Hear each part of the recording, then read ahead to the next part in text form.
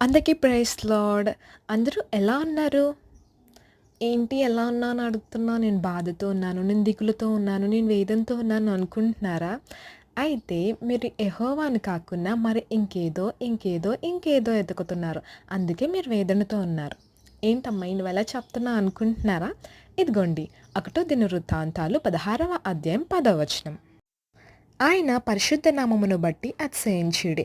యెహోవాను వెదుకువారు హృదయమునందు సంతోషించుదురుగాక. మీకు అర్థమైందా ఇప్పుడు?